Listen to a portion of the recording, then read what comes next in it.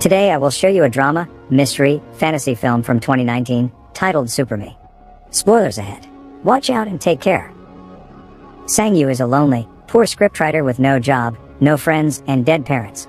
His main problem, however, is that he hasn't been able to sleep in over half a year because every time he does, a demon appears in his dreams and transforms them into violent nightmares. Tonight, Sang-Yu is dreaming about being in the subway when the demon arrives, grabs him by the hair and after making a hole on the floor, puts his head through it, killing him. He wakes up right after his dream self dies and intends to do some writing, but his landlord knocks at his door claiming he's brought him some food. But Sang-Yu escapes through the window because he doesn't have the rent money. As he walks the streets, he remembers all the experts he's visited on the subject of dreams, psychologists, doctors, scientists, religious devotees and the like. They all had different theories on what dreams do and can mean, but nothing concrete that could help him in any way. He stops at a food stand and asks for a crepe with no eggs because that's all that he can afford, but the crepe man adds an egg anyway as a free treat. While he waits for his meal to be done, he watches the cafe across the street where Hua-er, the girl he has a crush on, works. He met her years ago when he was hanging out at a bar with some friends and she was there playing with her band. Her singing voice was beautiful, and he has been thinking about her since then. Once his crepe is ready, Sang-Yu sits down to enjoy it, but he's suddenly startled by San-Ji, his manager. Sang-Yu starts running away and drops his crepe on the way, but he's too weak to go too far and San-Ji eventually catches him. He takes him to a restaurant where he makes him watch as he eats, scolding him for not respecting his contract and not handing in a script in time. Sang-Yu tries to explain his insomnia doesn't allow him to concentrate and write, but San-Ji doesn't listen and demands for the script to be done in 10 days. Afterward, Sang-Yu returns to his apartment only to find it locked and all his stuff in the hallway. His landlord has finally kicked him out. He goes to a cafe to see if he can get some writing done there, but he's too hungry to think and he ends up falling asleep. The demon appears behind him then, puts his chains around Sang-Yu's neck and starts banging his head on the table. Once again, Sang-Yu wakes up in the morning right after his dream self dies, and discovers his laptop has been stolen. Having lost his work tool and starting to feel like he can't tell nightmares apart from reality, Sang-Yu sends San-Ji a message telling him he'll kill himself and reunite with his parents. He chooses the roof of the building across Hua-er's cafe and watches her as he steps onto the edge, ready to jump, but the crepe man interrupts him by offering him free food. The man joins him on the roof and while Sang-Yu eats, he tells him about people's different views on death and dreams, and reaches a simple conclusion. When Sang-Yu is having these nightmares, he should tell himself I'm dreaming to be able to get out of them faster. Sang-Yu stays on the roof watching Hua-er until night falls, then he sells his cell phone in order to get some money to buy food.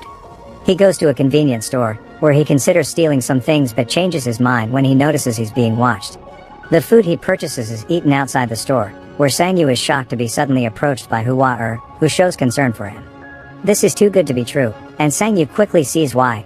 Hua-er is actually the demon, who starts pushing him against the glass. This, to the store clerk, looks like Sang-Yu is having some kind of panic attack. The demon picks up Sang-Yu and as he stabs him with his sword, he throws him through the window.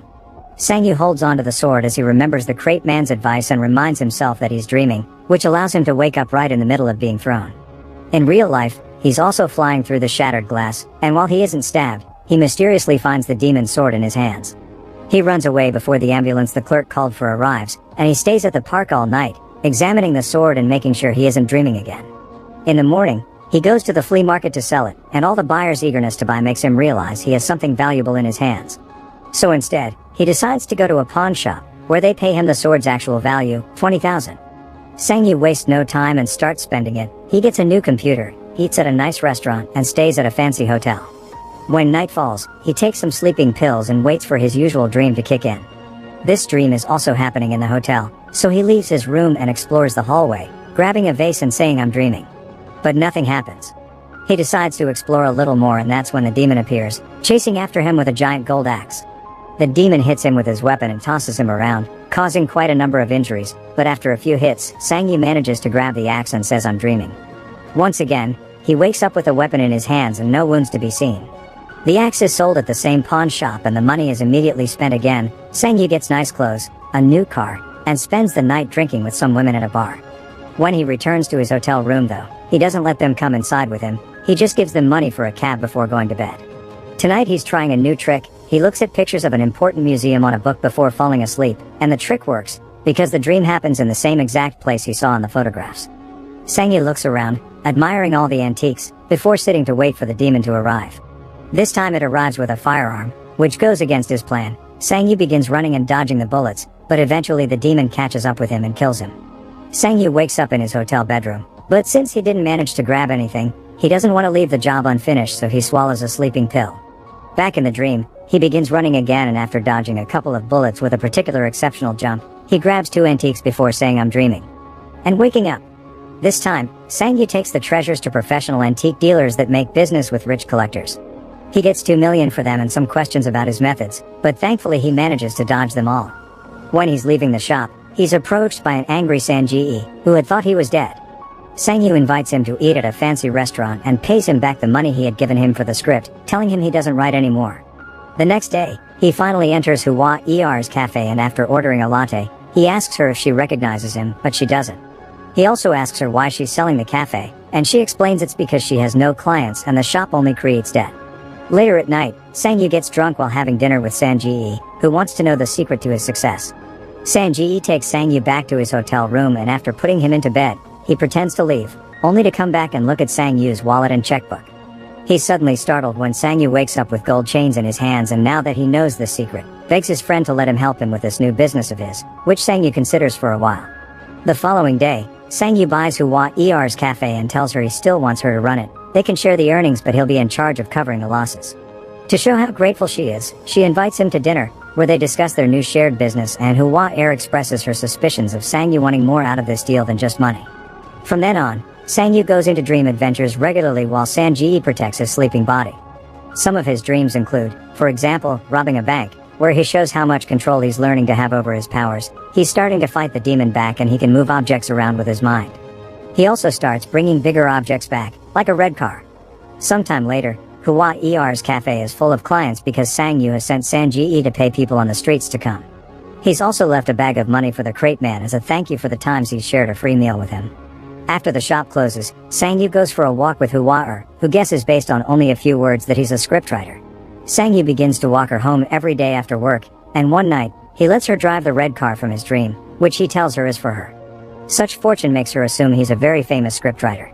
While she drives through the night, Sang-yu remembers the day he met her. After her show, he saw her crying after a fight with her ex, and afterward, he followed her to the movies a couple of times. Sang-yu decides to take her to the movies in the present, which Hua Er accepts, but it also makes her wonder when they'll get to see a movie he wrote.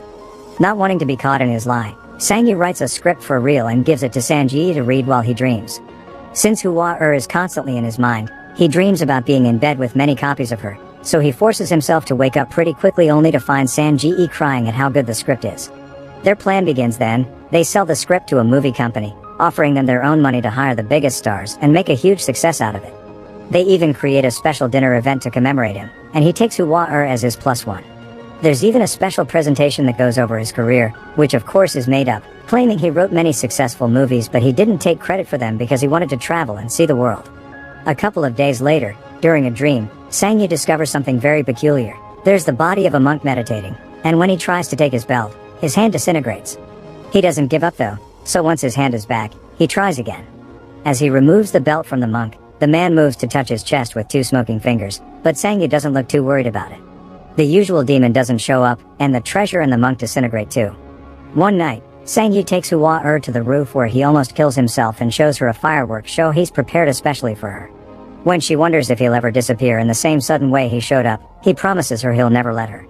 Afterward, they go to her apartment, and while she refreshes herself in the bathroom, Sang-yu practices a possible confession. However, he finds himself having to leave because suddenly, there is something hitting him on the chest, and when he checks it in the mirror, he sees 2 smoking black lines on his skin. Once he makes it to his place, he ignores the party Sang-ji is having with a bunch of women and goes directly to bed. Sang-ji gets ready to collect tonight's treasure, but Sang-yu tells him it's not necessary. This time he's sleeping alone. The dream makes him appear in a tall empty building with a mysterious figure waiting at the balcony. Sang-yu comes closer and discovers it's a version of his older self that is now disintegrating. When he wakes up, he discovers he has a new scar on his shoulder, and more scars show up as hours pass, all of them matching a spot where the demon had hurt him in previous dreams. The following morning, he goes to see the crate man to see if he has any more advice, but when he's about to arrive at his destination, a van appears next to him and kidnaps him. When they finally remove the bag from his head, Sang-yu discovers he's at an abandoned building surrounded by a gang of criminals, whose leader is Chang-ji. Sang-yu tells them he'll pay whatever they want, and after agreeing on 10 million, he calls Sang-ji and asks him to bring the money over. When he arrives though, Chang Ji's men take the money and Sang Ji him as well, who Chang Ji uses to negotiate. Not having any other choice, Sang Yi takes the whole group back to his apartment together with an unconscious Sang Ji, where he shows them his hidden room with all his antiques. While Chang Ji tries to make him confess how he's obtained all these rare items, someone arrives at the building to see him. It's Hua. The receptionist announces her arrival through the intercom, so Sang Yi dumps her right there to get her to leave for her own safety. Seeing how upset this makes her, the receptionist tells her Sang Yu's door is still open for some reason and lets her go up anyway. As soon as she comes out of the elevator, one of the thugs captures her and takes her to the same spot where they're keeping Sang Yu. Chang Ji starts teasing her, trying to get under her skin by pointing out Sang Yu has been lying, and this is received with disapproval from another one of his men, who thought they would only come to grab some money. As punishment for his indiscretion, Chang Ji puts on some golden knuckles and beats him up while Sang Ji secretly begins to wake up. When Chang Ji turns to Hua next, she kicks him in self-defense, and that's the chance that Sang Ji takes to jump in with a vase he uses to hit the man holding her down. Sang Yu bites the thug holding him and manages to escape, but not without getting stabbed first. The three of them run away while Chang Ji shoots the man he beat up, but it's hard to go far when Sang Yu can barely walk because of his wounds. The men catch up with them on the stairs and one of them manages to stab Sang Yu again, but Sang Ji sacrifices himself by staying behind and distracting the thugs while Sang Yu and Hua escape. Only one normal man isn't enough to go against two trained men though, so Sang Ji is beaten to death. One of the thugs manages to capture Sang Yu and Hua upstairs, beating them up and tossing them around without even caring that Sang Yu stabs his back with a dagger. The two of them pass out and Sang Yu suddenly finds himself in some mysterious ruins, covered in a black substance that quickly goes away when he starts moving. After looking around, he touches a glowing door arch and starts seeing a flashback of his life the last few months, including both real life and dreams, and even a version of him that was taken by the ambulance that night outside the convenience store. When that's over, he walks to an area with a giant crystal wall, which he starts hitting as he repeated "I'm dreaming" over and over until he passes out from blood loss. Suddenly, his body starts transforming, and Sang Yu finds himself becoming the demon. With the machete that appears in his hand, he starts hitting the crystal wall while picturing himself as the demon in various conversations that already happened but giving them a twist. Instead of sitting there and listening, in these versions he imagines, he hits his landlord and Sang Ji for not being nicer to him. When the wall finally breaks, the demon comes out in Sang Yu's living room, where Sang Yu's body is waking up as well.